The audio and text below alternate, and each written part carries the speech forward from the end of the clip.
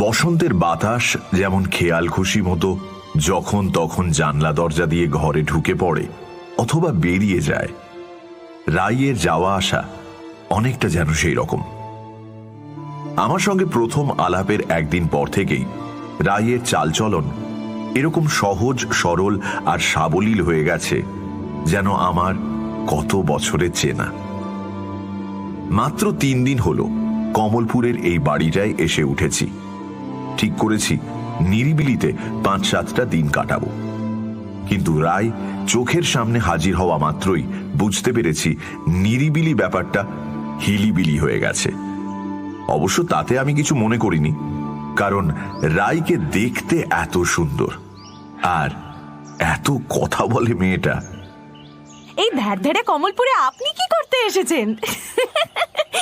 আমার লেখার টেবিলে ঠেস দিয়ে দাঁড়িয়েছিল ও। প্রশ্নটা করা শেষ হতেই ছোট্ট ব্যাক জাম্প দিয়ে টেবিলে বসেই পড়ল। তারপর ঘরের এপাশ ওপাশ জরিপ করতে লাগলো। 3টে ছোট ছোট জানলা আর একটা মামুলি ছোট্ট বিছানা ছাড়া ঘরে আর কিছুই নেই। আমি একটু সময় নিয়ে থেমে থেমে বললাম, আমি একটু গল্প টল্প লিখি, তো বলতে পারো নিরিবিলিতে ওই লেখালেখি করতেই এসেছি। আপনি তো একা এসেছেন, বৌদিকে সাথে আনেননি? মেয়েটার দেখছি কোনো রাগ ঢাক নেই। হয়তো আমার বলা উচিত ছিল, পার্সোনাল ব্যাপারে তোমার এত কৌতূহল কেন, কিন্তু সে কথা বলে উঠতে পারলাম না। ওর চোখ দুটো এত সরল আর সুন্দর যে সেই চোখের দিকে তাকিয়ে কোনো রকম বকাঝকা দেওয়া যায় না। আমি ওকে দেখছিলাম। কতই আর 21 কি 22 হবে। ফর্সা, খোলা চুল, সবুজ চুড়িদার, ঠোঁট জোড়া সামান্য পুরু, বিকশিত, গলায় সরু চেন আর কানে সোনার ফুটকি দুল। আনিনি, কারণ আনার মতো কেউ নেই। আপনি একা? হ্যাঁ, একা। আমিও একা। অল্প হেসে বলল রাই। মনে পড়ল প্রথম দিন এ বাড়িতে এসে বাইরের মেঠো উঠোনে এদিক সেদিক ঘুরে বেড়াচ্ছিলাম। সময়টা ছিল পড়ন্ত বিকেল। তখনই পাশের জমিটার দিকে চোখ গিয়েছিল। জমির সর্বত্র অযত্নে বেড়ে ওঠা আগাছার রাজত্ব। মাঝখানে বসে আছে বেশ বড় মাপের একটা একতলা বাড়ি। রোদে জলে বাড়িটার রং গেছে চটে। হঠাৎ হঠাৎ অবসাদে ডুবে যাওয়াটা আমার একটা অসুখ। সেটা নিয়ে বেশ কয়েকবার ডাক্তারের সঙ্গে কথা বলেছি। অ্যান্টিডিপ্রেসেন্ট ট্যাবলেট দেওয়া ছাড়াও তিনি আমাকে কোনো নিরিবিলি জায়গায় 4-6 দিনের জন্য ঘুরে আসার পরামর্শ দিয়েছেন। আমার লেখালেখির বাতি কাছে শুনে লেখালেখিতে বেশি করে মন দিতে বলেছেন, আর ঠিক সেই জন্যই এখানে আসা। উঠোনে ঘোরাঘুরি করতে করতে পাশের বাড়িটার দিকে চোখ পড়েছিল। তখনই দেখি বাড়িটার সদর দরজার কাছে একটি মেয়ে চুপচাপ দাঁড়িয়ে আছে, তাকিয়ে আছে পশ্চিমের হেলে পড়া সূর্যের দিকে। আগাছার শুকনো ডালপালার ফাঁক দিয়ে আমি মেয়েটাকে দেখতে পাচ্ছিলাম। বেশ লম্বা, মাথার চুল খোলা, গায়ে সবুজ চুড়িদার, কেমন এক আবিষ্ট চোখে নরম সূর্যের দিকে চেয়ে আছে। হঠাৎই মুখ ফিরিয়ে আমার দিকে তাকালো, তারপর চটপট পা ফেলে আগাছার ডালপালা দুহাতে সরিয়ে চলে এলো আমার কাছে। আমাদের দুজনের মাঝে ভাঙা বাঁশের বেড়া, বেড়া বরাবর খানিকটা করে আগাছার ঝোপ। আপনি কে? প্রশ্নটা ও এমন ঢঙে করল যেন ওর এলাকায় না বলে ঢুকে পড়েছি। নিজের নাম বললাম, আরো বললাম এ বাড়িতে আমি কদিনের জন্য বেড়াতে এসেছি।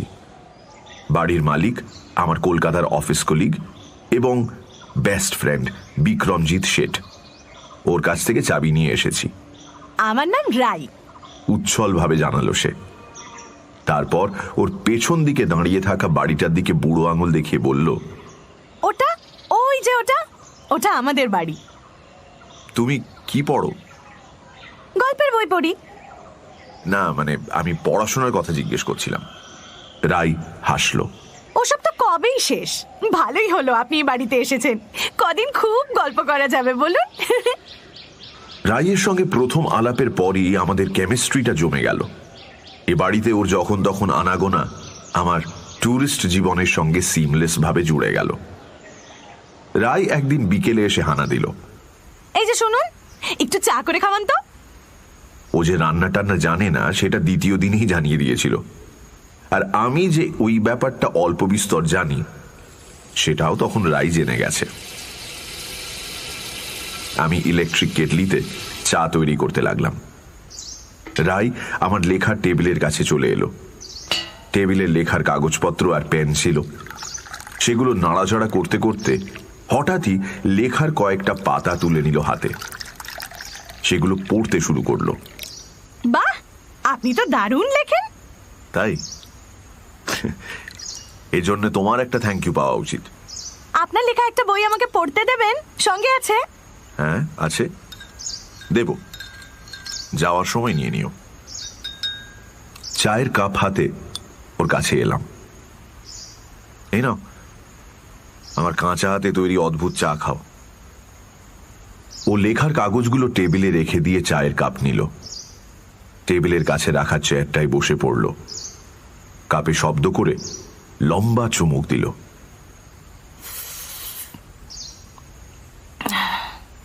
আহ, দারুণ। আমি বিছানার এক কোণে বসে কাপে ঠোঁট ছোঁয়ালাম। তুমি যে এরকম হুটহাট করে আমার ঘরে চলে আসো, তোমাকে কেউ বারণ করে না? কে করবে? সুন্দর ভঙ্গিতে ঘাড় বাঁকিয়ে আমার দিকে তাকালো রাই। আমি আমার গার্জেন। কেন? তোমার মা বাবা তোমার সঙ্গে থাকে না? থাকে, তবে আমার লাইফে ইন্টারফেয়ার করতে পারে না। আমরা তিনজনেই ইনফ্যাক্ট স্বাধীন, যে যার মতো থাকি। তো তোমার কোনো বয়ফ্রেন্ড নেই? আগে ছিল, এখন আর নেই। বলে রাই জানলা দিয়ে বাইরে তাকিয়ে রইল। স্টোরিটা আমি শুনলে আপত্তি আছে? হয়তো লেখার কোনো আইডিয়া পেয়ে যাব। না, আপত্তি আর কিসের, সেসব তো কবেই দি এন্ড হয়ে গেছে। রাই তারপর ওর গল্পটা শোনালো।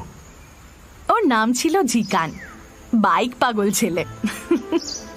দিন রাত বাইক চালাতো। কলেজের ফার্স্ট ইয়ারে ওর টানে ভেসে গেলাম। ও তখন থার্ড ইয়ার। পরপর কয়েকটা চুমুক দিয়ে চা শেষ করে ফেলল রাই। দাঁড়াও এক সেকেন্ড। জানলার বাইরে তাকিয়ে গাছের পাতা আর ফুল দেখলো কিছুক্ষণ, তারপর বলল, হ্যাঁ হ্যাঁ, কি বলছিলাম? হ্যাঁ, জিকান। ওর ভীষণ উল্টোপাল্টা খরচের হাত ছিল জানো। 2 হাতে টাকা ওড়াতো। আমি সব সময় বারণ করতাম, কিন্তু সেসব কথা পাত্তাই দিত না। বাইক নিয়ে সারাক্ষণ মেতে থাকতো। ওর মতো আরো 3-4 জন বাইকার মিলে ওরা একটা গ্রুপ তৈরি করেছিল।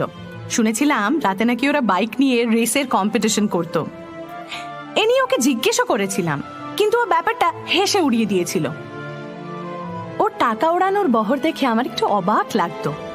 বন্ধুদের মারফত যেটুকু জানতাম তাতে বুঝেছিলাম জিকানের ফ্যামিলি খুব একটা বড় লোক ছিল না। তাহলে এত টাকাও পেত কোথায়?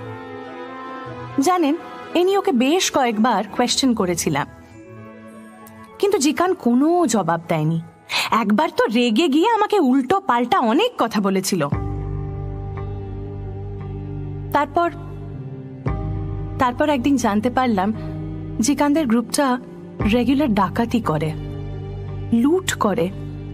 একটা এটিএম ভেঙে টাকা লুট করার সময় ওরা অল্পের জন্য ধরা পড়তে পড়তে বেঁচে যায়।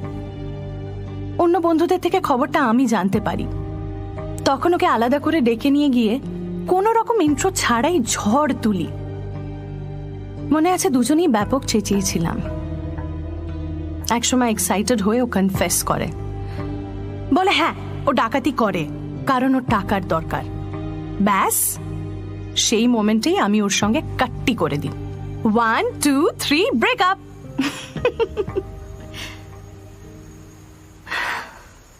একটা লম্বা শ্বাস ফেলল রাই। আমার দিকে তাকালো। মনে হলো আমার কাছ থেকে কোনো কমেন্ট শুনতে চায়। ব্রেকআপ করে ভালোই করেছো রাই, আমি হলেও তাই করতাম। জানেন, সেদিন সারাটা রাত আমি কেঁদেছিলাম, বাট ব্রেকআপের ডিসিশন থেকে সরতে পারিনি। রাইয়ের চোখের কোণে জলের ফোঁটা দেখতে পেলাম। ততক্ষণে আমার চা শেষ হয়ে গেছে। কাপটা মেঝেতে নামিয়ে রেখে আলতো গলায় বললাম, মন খারাপ করো না, এখন অন্য কথা ভাবো। তোমার মতো সুন্দর মেয়ের জন্যে এখনো অনেক সুন্দর জীবন পড়ে আছে। তাই? আমার দিকে পূর্ণ চোখে তাকালো রাই। মুখে বিষাদের প্রলেপ, অথচ চোয়ালের কাছে রেখাটা শক্ত। জানলা দিয়ে বসন্তের বাতাস আসছিল। হঠাৎই সেটা বন্ধ হয়ে কেমন একটা গুমোট তৈরি হলো। বাইরে ধীরে ধীরে সন্ধ্যের ছায়া নামছে। গাছের পাতা ডালপালা অস্পষ্ট হচ্ছে ক্রমশ। বাইরে কোথায় যেন একটা কোকিল ডেকে উঠল। সে ডাকের ধরন এমন যে মনে হলো ভয় পেয়েছে। কিন্তু কোকিল ভয়ে ডাকবে কেন? মনে মনে হাসি পেল আমার। উঠে গিয়ে টিউবলাইটের সুইচটা অন করে দিলাম। আলো জ্বলে উঠল। সেই আলোয় দেখলাম রাইয়ের কপালে গলায় ঘাম চিকচিক করছে। মাথার উপরে ফ্যান ঘুরলেও তাতে তেমন কাজ হচ্ছে না। ও হাতের পিঠ দিয়ে ঘাম মুছে বলল, বাবা, আপনার ঘরে বড্ড গরম। এসে বললাম, কেন তোমার ঘরে গরম নেই? না, নেই, আমি তো এসি ঘরে থাকি। ঘরটা মাপে ছোট হলেও বেশ ঠান্ডা। তুমি এসি ঘরে থাকো? বাহ বাহ, ওসব তো বড় লোকের ব্যাপার। ঠাট্টা করে কথাটা বললাম বটে, কিন্তু মনে মনে রাইদের বাড়িটার চেহারার কথা ভাবছিলাম। বাড়িটার যেরকম শ্রীহীন দশা, এ বাড়িতে এসি মানে দাঁড় কাকের বডিতে ময়ূরের লেজ। রাই হঠাৎ হাত নেড়ে বলল, দেরি হয়ে যাচ্ছে বুঝলেন, এবার যাবো। এই দিন দিন, আপনার লেখা কি বই দেবেন বলেছিলেন দিন। বিছানার একপাশে কয়েকটা বই রাখা ছিল, তার মধ্যে থেকে একটা তুলে নিয়ে বললাম, এটা আমার সবচেয়ে পছন্দের বই। দাঁড়াও, তোমার নামটা লিখে দিই। টেবিলের কাছে এসে পেনটা তুলে নিলাম। এই উপন্যাসটা ডিপ্রেশনে কাবু একজন নিঃসঙ্গ মানুষের কাহিনী। মনে হয় তোমার ভালো লাগবে। নাও। ওর নাম লেখা হয়ে গেলে বইটা ওর হাতে দিলাম। রাই লেখাটা দেখল, তারপর চলে এলো বইয়ের মলাটে। বইয়ের নামটা ধীরে ধীরে উচ্চারণ করল, আমি একা, তুমি একা। তারপর বলল, নামটা কিন্তু ফ্যান্টাস্টিক দিয়েছেন। আমি হাসলাম। রাই চলে যেতে গিয়েও থমকে দাঁড়ালো, ঘাড় ঘুরিয়ে বলল, জিকানের কথা আর জানতে চাইলেন না তো? না, মানে ভাবলাম জিজ্ঞেস করলে তোমার হয়তো কষ্ট হবে। কষ্ট? কিসের কষ্ট? এখন আর আমার কোনো কষ্ট নেই। তো ব্রেকআপের পর জিকান কি করলো? কি আর করবে, দিন নেই রাত নেই আমাকে ফোন করে করে বিরক্ত করতে লাগলো। কান্নাকাটি করতে লাগলো, মেরে ফেলার হুমকি দিতে লাগলো, ভয় দেখাতে লাগলো যে রেল লাইনে মাথা দেবে। একেবারে পাগল হয়ে গেল বুঝলেন। কখনো বলছিল আমার বুকে ছুরি বসিয়ে দেবে, আবার কখনো বলছিল আমাকে গলা টিপে খুন করে দেবে, কখনো বা বলছিল রিভলভারের গুলিতে ঝাঁঝরা করে দেবে। জিকান আর তার দলবলের রেগুলার থ্রেটে আমার বাবা এক রাত্রিরে হার্ট ফেল করে মারা গেলেন। আমি মাকে সঙ্গে নিয়ে পালিয়ে চলে এলাম এই কমলপুরে, আমার ছোট কাকার এই পরিত্যক্ত বাড়িটায়। কিন্তু আমাদের কপালে শুধু দুর্ভাগ্যই লেখা ছিল। একদিন সন্ধ্যাবেলা মাকে সাপে কাটলো, আর আমি অপেক্ষা করছিলাম, কিন্তু রায় আর কোনো কথা বলল না।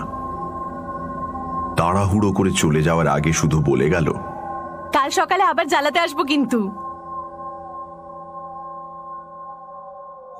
রাত 9টা নাগাদ রান্নার পাট শেষ করলাম। ভাত, আলু সেদ্ধ, ডিম সেদ্ধ, আর তার সঙ্গে নুন এবং কাঁচা লঙ্কা।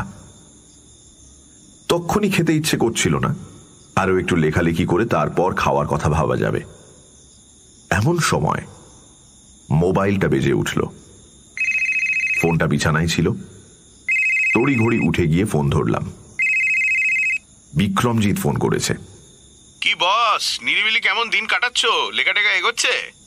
হ্যাঁ, ভালোই কাটছে, লেখাও ঠিকঠাক আসছে। তবে শোন না, একটা ব্যাপার হয়েছে। কি ব্যাপার? জানতে চাইল বিক্রম।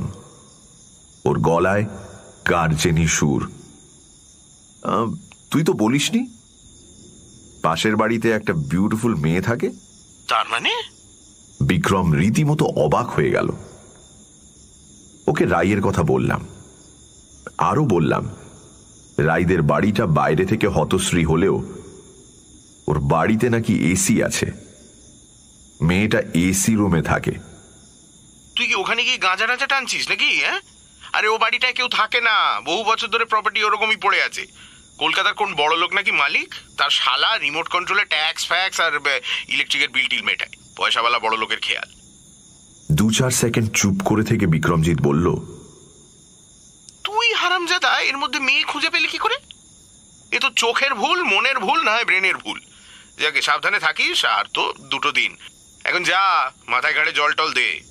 তবে ভয়ের কিছু নেই, 35 বছর বয়স পর্যন্ত বিয়ে ঠিয়ে না করলে এই টাইপের হ্যালুসিনেশন প্রবলেম হতে পারে। ঠিক আছে, ছাড়লাম ভাই। হেসে ফোন ছেড়ে দিল ও।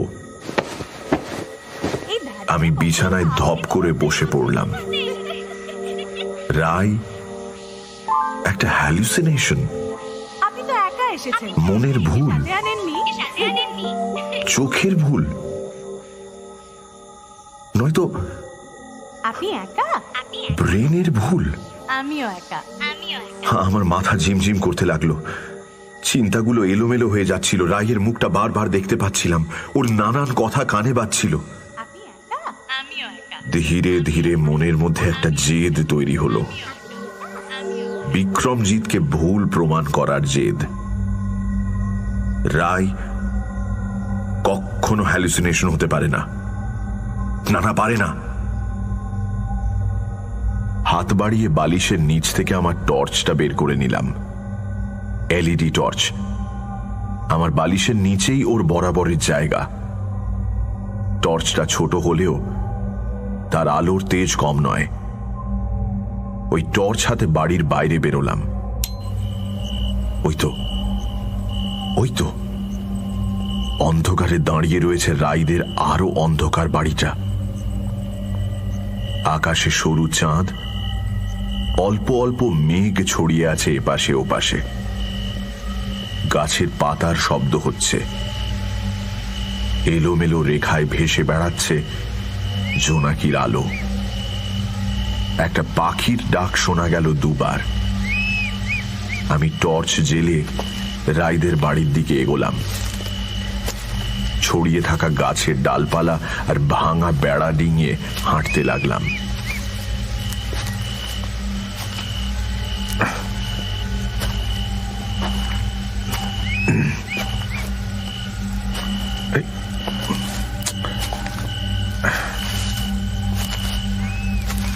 ওদের বাড়িতে কোথাও কোনো আলো চোখে পড়ছে না। বোধহয় বাইরের দিকের সব জানলা বন্ধ। এর আগেও বেশ কয়েকবার সন্ধে কিংবা রাতে আমার ঘরের জানলা দিয়ে রাইদের বাড়ির দিকে তাকিয়ে দেখেছি, সব অন্ধকার, কোনো আলো নেই। ওরা কি সবসময় জানলা টানলাগুলো বন্ধ করেই রাখে? এই ভাবতে ভাবতে এগোচ্ছি। রাইদের বাড়ির দরজার কাছে পৌঁছে গেলাম। টর্চের আলো ফেললাম। ধুলো মাখা ফাটল ধরা দরজার পাল্লা। 2 পাল্লায় 2টো বড় বড় লোহার কড়া। সেখানে প্রকাণ্ড এক রাশভারী তালা। আর সে তালায় জং ধরে গেছে, তার ওপর ধুলো। রায় তাহলে এ বাড়িতে ঢুকলো কেমন করে? ওর নাম ধরে বার দুয়েক ডাকলাম, রায়, রায়। কোনো সাড়া নেই, কোনো শব্দ নেই। এবারে বাড়ির দেয়াল বরাবর হেঁটে চললাম, টর্চের আলো ফেলতে লাগলাম যেখানে সেখানে। চোখে পড়ল শুধু ধুলো, পোকামাকড় আর মাকড়সার জাল। বাড়ির সব জানলা সত্যি সত্যি বন্ধ। দিনের বেলাতেও জানলার পাল্লাগুলো বন্ধই দেখেছি। রায় বলছিল ও এসি ঘরে থাকে। ওদের গোটা বাড়িটা এয়ার কন্ডিশনড নয় তো? কিন্তু সেটা হলে তো এসি মেশিন টেশিনগুলো বাইরে থেকে চোখে পড়তো। তার তো কোনো চিহ্নই দেখছি না। দুটো জানালার পাল্লা দেখলাম খানিকটা করে ভাঙা। সেই ভাঙা জায়গায় অজস্র ধুলো আর গাছের শুকনো পাতা। ঘরের ভেতরটা ঘুটঘুটে অন্ধকার, কোনো আলোর ছিটে ফোঁটা কোথাও নেই। বাড়ির পেছন দিকে এসে একটা খিড়কি দরজা চোখে পড়ল। সেই দরজাটা মাপে ছোট এবং তার একটা পাল্লা উধাও। রায়রা কি এই ভাঙা দরজা দিয়ে যাতায়াত করে? কি একটা জেদের বসে দরজা দিয়ে ভেতরে ঢুকে পড়লাম। এদিক ওদিক টর্চের আলো ফেললাম। দেয়ালে, সিলিংয়ে সব জায়গায় ঝুল কালি আর মাকড়সার জাল। সিলিংয়ের উইয়ে খাওয়া কড়িকাঠ থেকে 7-8টা ছোট ছোট বাদুড় উল্টো হয়ে ঝুলে আছে। একটা কুলুঙ্গিতে দুটো পায়রা জড়সড় হয়ে গা ঘেঁষাঘেঁষি করে বসে আছে। আলো পড়তেই তাকিয়েছে আলোর উৎসের দিকে। আমি রায়ের নাম ধরে আবার ডাকলাম, রায়, রায়, রায়। এবারও কোনো সাড়া নেই, কোনো শব্দ নেই। লক্ষ্য করলাম ঘরে কোনো বাল্ব, টিউবলাইট বা ফ্যান লাগানো নেই। তাহলে কি করে মানুষ থাকে এখানে? অন্ধকারে দাঁড়িয়ে আমার এতটুকুও ভয় করছিল না, কারণ ভূত প্রেতকে আমি সারা জীবন আমল দিইনি। ওদের জায়গা শুধু গল্পের বইয়ের পাতায় আর সিনেমার পর্দায়। আমার ভেতরে একটা একরোখা জেদ কাজ করছিল। রায়কে খুঁজে বের করতেই হবে। কোথায় উধাও হলো রায়? একটার পর একটা ঘর পেরিয়ে চললাম। কোনো ঘরেই কোনো আলো পাখা লাগানো নেই। দেখে মনে হয় না এখানে কখনো কোনো মানুষ থাকতো। চারপাশে শুধু বাদুড় আর পায়রার জীবনযাপনের গন্ধ, আর তার সঙ্গে মিশে আছে ধুলোর গন্ধ। কিন্তু একটা বড় ঘরে এসেই একটা শব্দ পেলাম, মৌমাছির মিহি গুঞ্জনের শব্দ। এপাশ ওপাশ আলো ফেলতেই মৌমাছিটাকে খুঁজেও পেলাম। পুরনো আমলের একটা বড় সড়ো রেফ্রিজারেটর। রং বোধহয় এককালে সাদা ছিল, এখন সেই রং চটে গিয়ে ময়লা পড়ে প্রায় কালো হয়ে গেছে। কিন্তু ফ্রিজটা চলছে। ওটার গা থেকে তাপ ছড়িয়ে পড়ছে বাতাসে। এক টানে ফ্রিজের দরজা খুলে ফেললাম, আর সঙ্গে সঙ্গে একটা বাজে গন্ধ ঝাপটা মারল নাকে।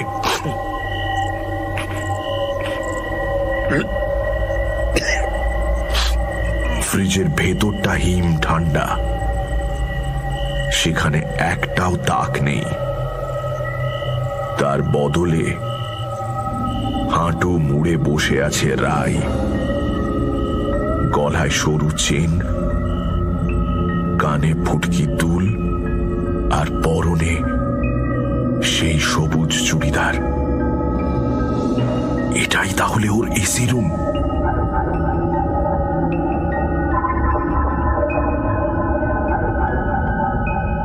ফ্রিজের দেয়ালে রাইয়ের সারা গায়ে পাউডারের মতো বরফ জমে আছে। রাইয়ের শরীরটা শুকিয়ে শীর্ণ হয়ে গেছে, গায়ের রং কালচে, কোথাও কোথাও ছাল চামড়া উঠে গেছে, মাথাটা পেছন দিকে হেলিয়ে ফ্রিজের দেয়ালে ঠেকিয়ে রেখেছে ও। দু চোখে মরা মাছের দৃষ্টি, গলায় কালচে লাল আঙুলের দাগ, দু হাতের কঙ্কালসার আঙুলে একটা বই ধরে রয়েছে রাই। বইটা খোলা, মরা মাছের চোখ দিয়ে সেই বইটা বোধহয় পড়ার চেষ্টা করছে, আর একই সঙ্গে যেন বলতে চাইছে, আমি একা, তুমি একা। আমি একা, তুমি একা।